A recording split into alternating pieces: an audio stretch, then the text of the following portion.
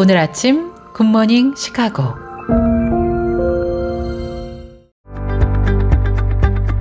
청취자 여러분 안녕하세요. 12월 13일 금요일 굿모닝 시카고 데일리 뉴스입니다.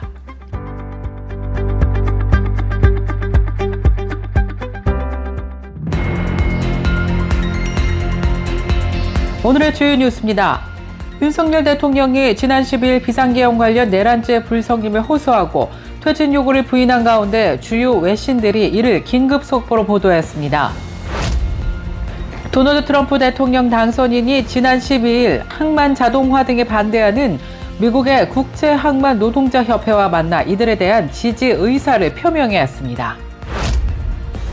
연말이 다가오면서 선물용 기프트 카드 소비가 늘고 있는 가운데 이를 노린 사기가 기승을 부리고 있어 각별한 주의가 요구되고 있습니다. 사기꾼들이 매장에 진열된 기프트 카드를 조작하고 카드 정보를 훔치며 돈을 빼돌리는 수법을 쓰고 있습니다. 미국 정부가 북한을 테러 지원국으로 지정한 것을 올해도 유지하기로 했습니다. 국무부가 지난 12일 북한을 비롯해서 쿠바, 이란, 시리아 등 4개국을 테러 지원국으로 명시한 2023년도 국가별 테러 보고서를 공개했습니다. 미국인들의 렌트비 부담이 상상을 초월하는 수준인 것으로 조사됐습니다. 부동산 포털 레드핀의 최근 연구 결과 미국인들의 22%는 소득의 전부를 렌트비에 소진하고 있는 것으로 조사됐습니다. 보온역으로 유명한 스탠리사의 여행용 텀블러 260만 개가 화상 위험으로 리콜 조치됐습니다. 소비자제품안전위원회 CPSC는 지난 2016년 6월부터 2024년 12월까지 온라인과 오프라인 매장 등에서 판매된 스위치백과 트리거 액션 머그 제품이 리콜됐다고 밝혔습니다. 캐나다에서 연간 사망자 20명 중 1명은 안락사를 선택하는 것으로 집계됐다고 영국 BBC가 보도했습니다. 대한항공이 2020년 11월 16일 아시아나항공 인수를 결의한 지 4년여 만에 아시아나항공을 마침내 인수했습니다. 대한항공은 12월 12일 아시아나항공의 신주 1억 3,157만 8,947주, 지분율 63.88%를 취득해왔습니다. 이로써 아시아나항공은 대한항공의 자회사로 편입되었습니다. 뉴저지의 한 대형 교회에서 자원봉사자 수천 명이 100만 끼가 넘는 식사를 포장해 성탄절 시즌 해외에 도움이 필요한 이들에게 보낼 예정이라고 밝혔습니다. 낙태 산업이 2022년 약 5억 달러의 수익을 기록하면서 수십만 건의 태아 살해가 이루어진 것으로 나타났다고 라이프 뉴스가 최근 보도했습니다. 중국 당국이 미등록 가정교회를 사기단체로 규정한 가운데 변호사와 인권운동가, 종교 지도자들이 종교 또는 신앙의 자유를 침해한다고 강력히 비난하고 나섰습니다. 이상 오늘의 주요 뉴스입니다. 첫 소식입니다. 윤석열 대통령이 지난 12일 비상계엄 관련 내란죄 불성립을 호소하고 퇴진 요구를 부인한 가운데 주요 외신들도 이를 긴급 속보로 보도했습니다. 로이터 통신은 윤 대통령 끝까지 싸울 것을 다짐하다라는 제목의 기사를 통해 윤석열 대통령이 자신의 정치적 반대자들을 반국가 세력이라고 비난하며 끝까지 싸우겠다고 다짐했다고 밝혔습니다. 로이터는 이날 담화 중계 영상과 함께 윤 대통령은 야당이 비상계엄 선포가 내란죄에 해당한다며 광란에 칼춤을 추고 있다고 지적했습니다. 그들이 자신을 탄핵하든 조사하든 모든 것을 정면으로 마주하겠다고 선언했다고 보도했습니다. CNN은 윤 대통령이 계엄령 선포를 정치적 교착 상태를 타개하기 위한 시도로 묘사하면서 야당이 북한 편을 들고 평양의 쓰레기 풍선 발사와 불법 핵무장, 미사일 위협에 대응하기 위해 고군분투하는 정부를 손상시키고 있다고 비난했다고 보도했습니다. 도널드 트럼프 대통령 당선인이 지난 12일 항만 자동화 등에 반대하는 미국의 국제항만 노동자협회와 만나서 이들에 대한 지지 의사를 표명했습니다.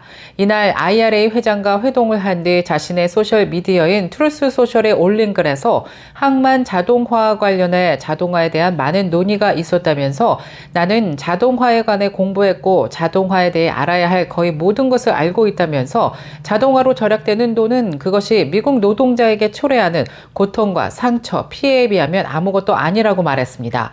이어 외국 기업들은 미국 시장에 접근함으로써 많은 돈을 벌었다며 그들은 얼마나 많은 미국 노동자 가족이 피해를 입을지 알면서 마지막 한 푼까지 더 챙기려고 해서는 안 된다라고 말했습니다. 그러면서 항만 자동화 등에 사용되는 기계류에 대해서는 비싸고 계속 교체를 해야 한다. 결과적으로는 어떤 이득도 없다면서 미국 시장에 접근하는 특권을 위해 외국 기업들은 노동자를 해고하고 이익을 본국으로 송금하는 대신 미국 노동자를 더 고용해야 할 것이라고 밝혔습니다.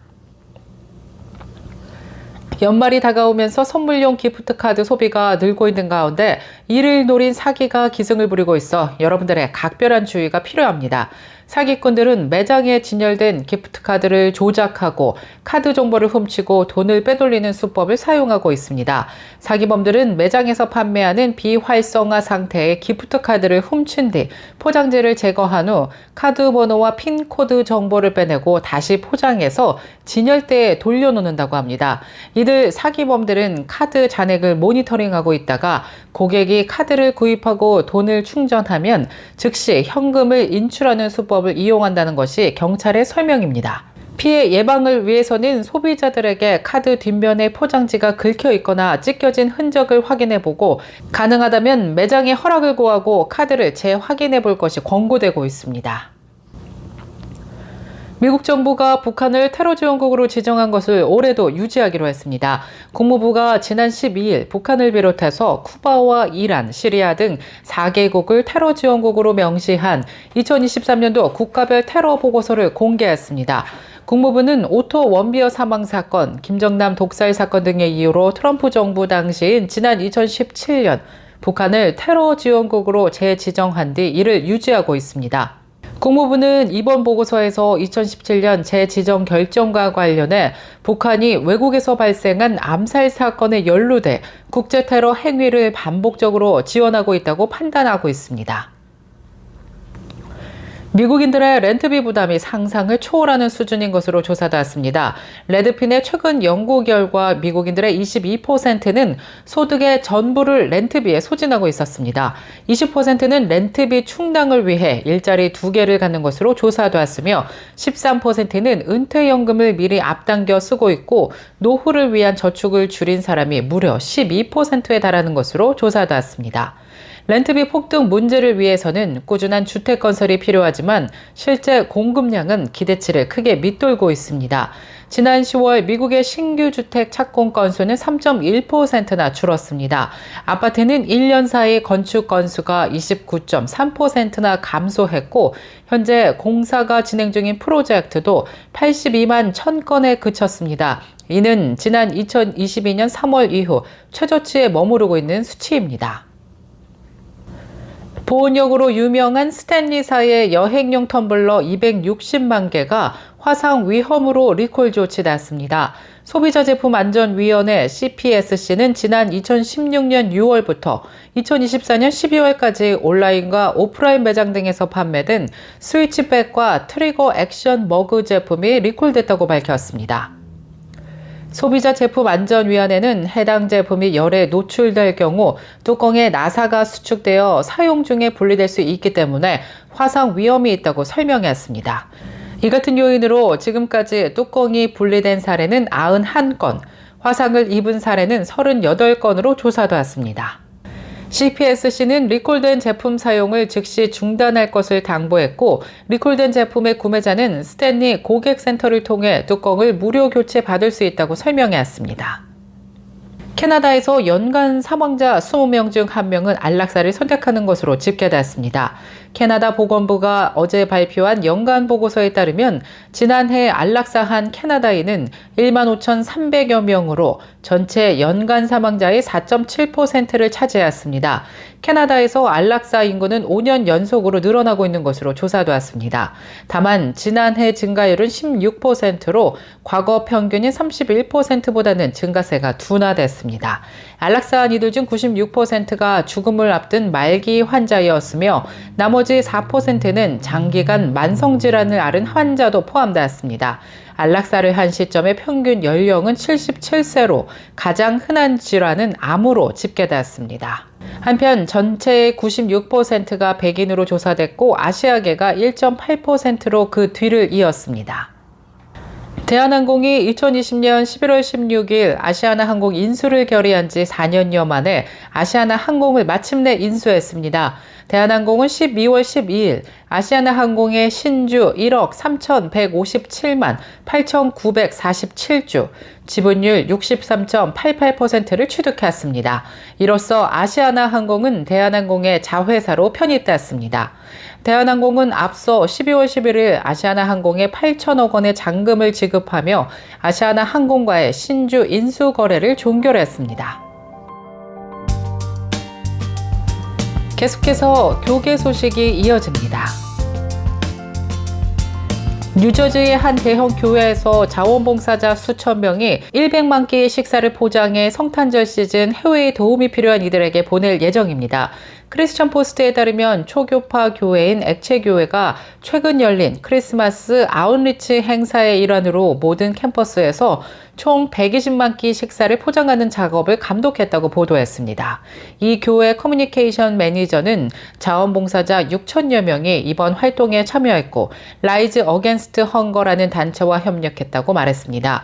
스탠퍼드는 우리는 놀라운 자원봉사자들 없이는 이것을 할 수 없었을 것이라면서 뉴저지 전역의 교회 공동체와 지역사회에서 크리스마스 아웃리치에 대한 놀라운 반응을 보였다고 전했습니다. 낙태 산업이 2022년 5억 달러의 수익을 기록하며 수십만 건의 태아 살해가 이뤄진 것으로 조사되었다며 라이프 뉴스가 최근 보도했습니다. 질병통제예방센터가 로데웨이드 판결이 돕스 사건으로 태아 생명권이 강화된 이후 처음으로 2022년 낙태 통계를 발표한 보고서를 통해 48개의 지역에서 총 61만 3,383건의 낙태가 이루어졌다고 보도했습니다. 낙태율은 15세에서 44세 여성 1000명당 11건이었으며 낙태 비율은 출생아 1000명당 199건으로 보고됐습니다.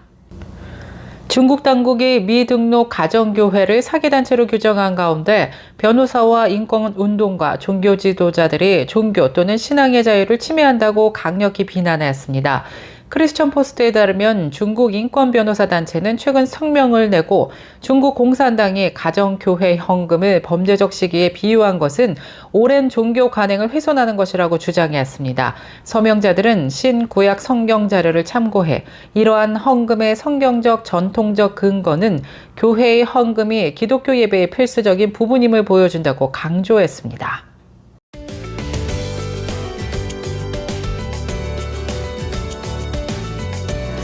KCBS 날씨 정보입니다. 어제 하루 동안 기온이 큰 폭으로 떨어지면서 무척 추웠습니다. 다행히 오늘은 조금 풀릴 것으로 예상되는데요. 기온이 어제보다 오르면서 하루 종일 따뜻한 날씨 이어지겠습니다. 낮 최고 기온 30도, 밤 최저 기온 25도 예상됩니다. 기온은 점점 더 오르면서 주말 동안은 한동안 포근한 날씨 전망됩니다. 날씨였습니다.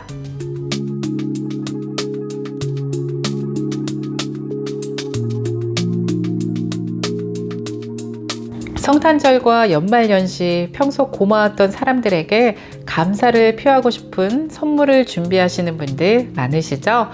가장 많이 받고 싶어하는 선물이 뭘까요? 흥미로운 조사 결과가 최근 나왔는데요. 사람들이 받으면 제일 기분 좋은 선물, 바로 기프트 카드입니다. 현금으로 주는 것보다 기프트 카드로 대신해서 상대방이 필요한 것을 사게끔 요즘은 기프트 카드가 대세라고 하는데요. 혹시 선물을 아직 결정하지 못하셨다면 기프트 카드 추천드릴게요. 굿모닝 시카고 오늘 뉴스를 마치겠습니다. 지금까지 진행의 아나운서 유정임이었고요. 저는 다음 주 이 시간에 더욱더 풍성한 소식으로 다시 찾아뵙겠습니다. 오늘도 하나님의 은혜가 풍성한 하루 되시길 바랄게요. 청취해주신 모든 여러분 고맙습니다. 굿모닝 시카고 뉴스는 삶을 마무리하는 순간을 여러분과 함께합니다. 가장 저렴한 비용과 신뢰를 바탕으로 정성을 다하는 줄리심 장의사, 최신 학문과 기술 연마를 통해 최상의 치료로 보답하는 김강수 치과, 모든 보험을 원스톱으로 해결해드립니다. 한인 사회를 위한 박상화 종합보험, 최고의 상품으로 소비자의 행복을 책임지는 영신건강 제공으로 함께합니다.